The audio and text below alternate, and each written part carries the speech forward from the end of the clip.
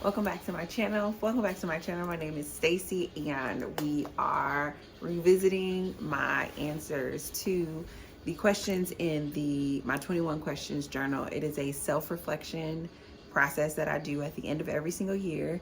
And I do it to complete my year and like prepare myself to go into the new year.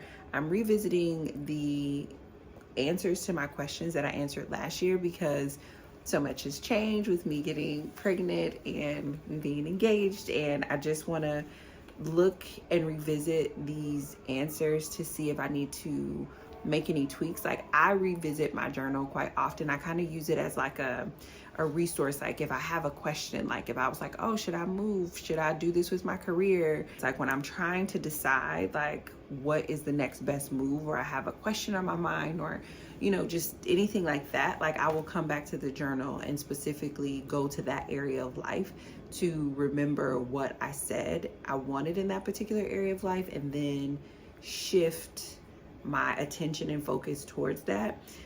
But with getting pregnant and my first trimester being different than what I had anticipated it being, and then second trimester, like it's just things are different than what I thought they would be. I was like, okay, I just need to sit down and actually revisit all of these answers, and just to make sure that I'm on track. Because the whole point, and I say this at the beginning of the journal, is that it's to intentionally create the life that you want. And I think a lot of us are not intentionally creating our life. And while I want to be married and I want to have a baby and I want these things, these are a part of things that I've created intentionally, but I need to check in with my other areas of life to make sure that everything is lining up and headed in that direction. And so it's revisiting that. So we are in the career area of my life. And the question is, what did I do, create, and experience in the last 12 months that I'm really proud of? And the emphasis with this question is on pride and giving yourself permission to be proud of yourself. I think pride is something that we allow ourselves to feel in our youth, but we have been conditioned maybe, and I say I was conditioned in my adult years that pride is like a horrible, awful thing to feel. And so this is one of the places where I felt safe to allow myself to be proud of myself, like because it was in a journal form. And I told you I've been doing this for like 2 decades. And so even when I look back at some of my answers, I can see how my confidence in myself being willing to be proud of myself has grown. And I've allowed myself to say, oh no, I'm really proud of this too, and I'm really proud of this, and I'm really proud of this. Like, I can see how I've really grown in that. I think a lot of the times when people are lacking, or their self-esteem isn't growing, or their self-concept isn't growing, or their self-confidence isn't growing, is because they're not allowing themselves to, one, take inventory of what they did, what they created, what they experienced, and 2, they're not allowing themselves to feel pride about it. And so that's what this question is getting at. And it's in the career area of life because while it doesn't have to be career focused, I think when you think about what you've done, created, or experienced, it tends to have a net positive impact on your career area of life. That said, for me, the thing that I experienced in 2023 that I'm very proud of, and I would put big, overwhelming, ease, passionate, deep, romantic love. Falling in love in 2023 was amazing, right? Like, it's an amazing experience. Like, I think generally speaking, every human needs love, wants love. But I think it is, and I'm learning that it's rare to experience that type of love that you've been dreaming about, fantasizing about, like wishing for, praying for. I'm learning that that is a rare experience, and I am fortunate enough to live in that rare experience. And I think I've shared this before, like, I'm such a hopeful romantic. I've been in other relationships before that were beautiful, but I think the difference with this particular relationship, and when I was reflecting last year to this year in terms of talking about it, it's just like realizing that I have the type of love that I've always like believed in, right? Like, I'm the type of person who believes in unconditional love. Like, you can actually have a partner who you can love unconditionally and they will love you unconditionally. And I can remember being in relationships with people being like, if they would tell me to my face, like, that's not a real thing. And I'm like, I don't know where we go from here, right? Whereas with Shanquise, it's like we spoke the same language. And so I think in terms of how we do love, how we experience love, we spoke the same language. And so it lent itself well to the passion that we have in our relationship, because I think communication and the display of the type of love that we want is so effortless. Like, I'm not trying to convince him to love me in a particular way or trying to prove myself to him so that I can get a type of love. It's just, it happens to be the way that he loves is the way that feels great to me. And so there's like this very deep, passionate, sort of easeful thing that happens. Like, it's an easy thing, but in it being easy, it doesn't take away from the passion. And when I think about what I got to experience, like, I got to experience that of the falling in love, of being in love, of deepening the love, of the love going through something challenging, and like, right, like, I got to experience that whole thing. And I think I'm realizing and I'm learning that I am fortunate, and that this experience doesn't get talked about often enough. I don't think my experience is rare. I just think people who are in love and very happy and satisfied in their relationships are just not the people with the microphones, or not the people even with the desire to share, or and I'm learning this as my relationship continues to grow, there is this sort of desire to want to protect the right word? I don't know if protect is the right word, but kind of like protect this experience that you're having, because everyone tells you this isn't real, or just you wait and see. And it's like, the more good stuff you put out about your relationship, the more heat you get from other people. And so it automatically makes you say, well, let me protect this by not sharing this so effortlessly with the world.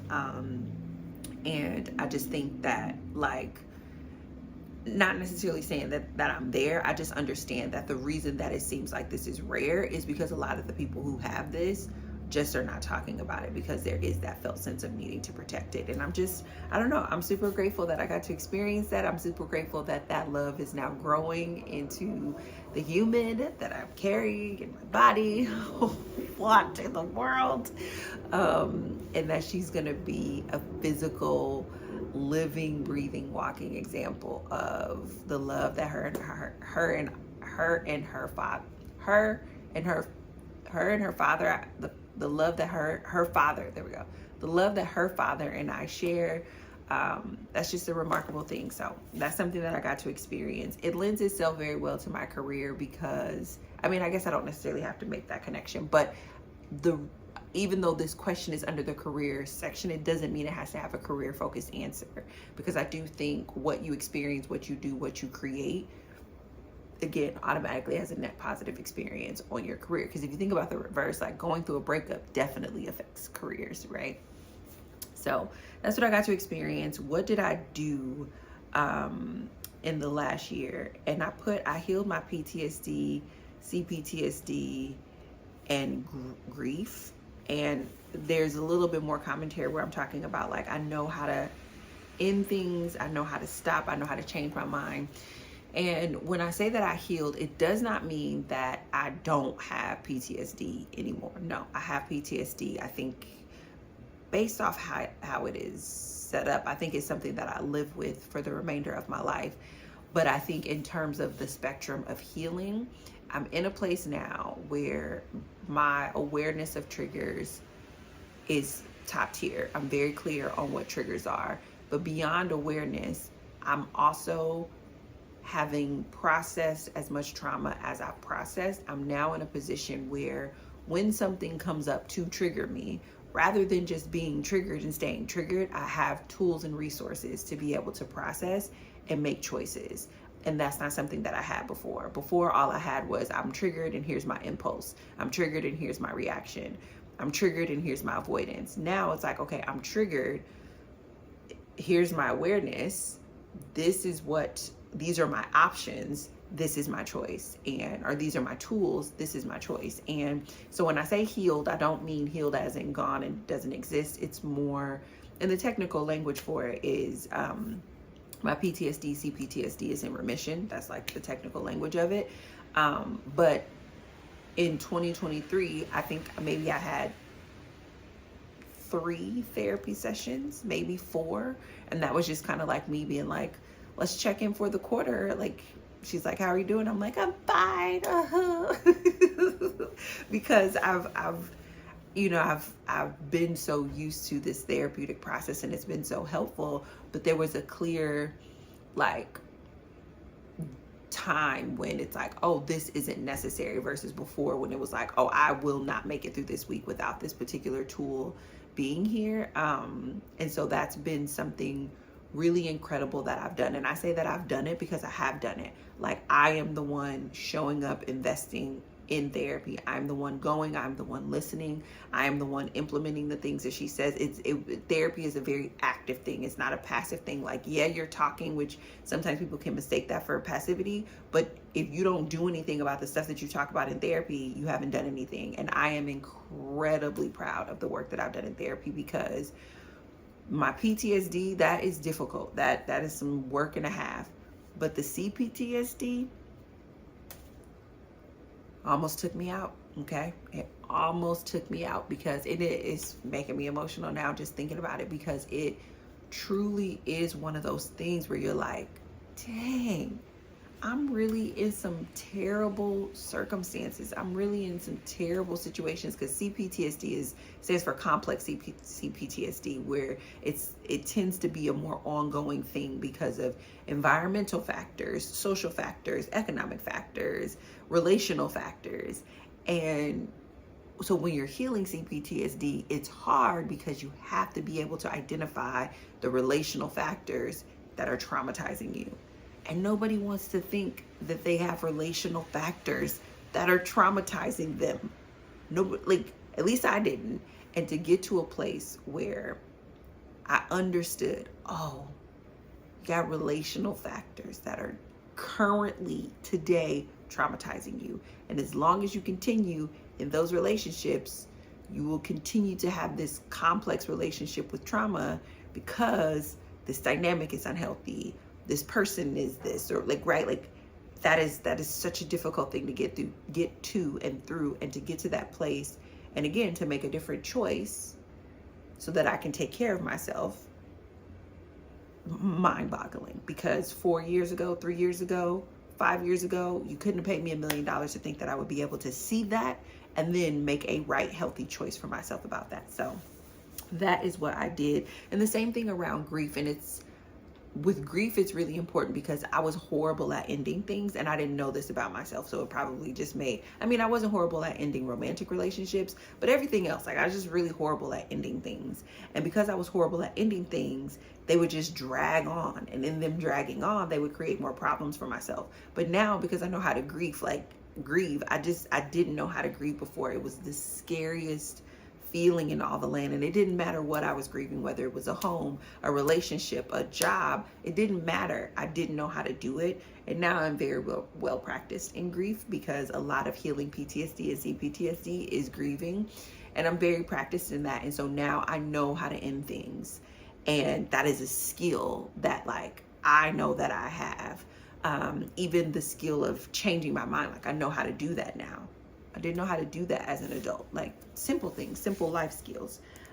So that's something I'm very proud of that I did. And then the last thing that I am very proud of that I created in 2023 is my group coaching experiences. I created a speaking group coach experience, a money group coach experience, and a business group coach experience. And you guys know that I love coaching. I adore speaking, but I also adore coaching. It is my favorite thing ever. And I worked with another coach, and I'll put her information in the description box. And she was the coach, because I had tried to create group coaching programs. I think I created 3 or 4 and failed. I worked with this coach probably for less than 6 months, probably for less than 3 months. Not pregnancy brain. I can't tell you how long we worked together. I stayed with her for like closer to a year, but I'm saying by the time it clicked, it was a very short period of window of time because her methods are so clear, and she helped me to be able to create a group coaching structure that has been phenomenal for my business and phenomenal for my clients. And to be able to go from a 1-to-1 model to a 1-to-50, a 1-to-100, a 1-to-5, like to be able to do that and not feel like the intimacy that I like in my coaching experience, to not feel like that's gone, to not feel like the customization that I like in my coaching experience, to not feel like that's gone, to not feel like the confidence and the privacy that is needed in coaching, to not feel like I lost any of that by going to a group coaching model. Hands down, all of that I will attribute to her being a phenomenal coach and teaching me how to create a group experience. If I would not have worked with her, I would not have created a group experience, is what I'm saying. Like, I may have wanted to, and I may have the material, but I wouldn't have been able to do it well. She was the one who taught me how to do it well, and I'm so proud of those coaching programs. Now, I've closed my business and my speaker coaching programs because I want to focus specifically on the money coaching program and really flesh that out and increase the membership and things like that. And just with, you know, the pregnancy and what I'm going to do for maternity leave, and I don't really have the capacity to do multiple programs, but it's not because they weren't there. It's just because life happened and things shifted, and so I'm going to change. But I'm so proud of that program. Like, I'm so proud. And there's room to grow, but I know how to do the things if I want to grow. Like, it's such a good thing. So yeah, that is my answer to that question. What did I experience, do, and create in the last year that I'm really proud of? And I think even as I'm sliding into this fourth quarter and I'm adding a new human to the world, I think about these 3 things, and I think about how, like, because I have this group coaching experience, I'm going to be able to continue to work because, like, even with her, right? And there'll be no competition between the two because I get to do that from home. I think about how she will be able to benefit from the healing of my PTSD and my CPTSD, and because I know how to grieve. And I think about how she's the product of this great, big, extraordinary, passionate, overwhelming, easeful love. Like, you know, it just all goes together. I love this little journal. This just makes me really happy. So I'll talk to you very soon. Bye.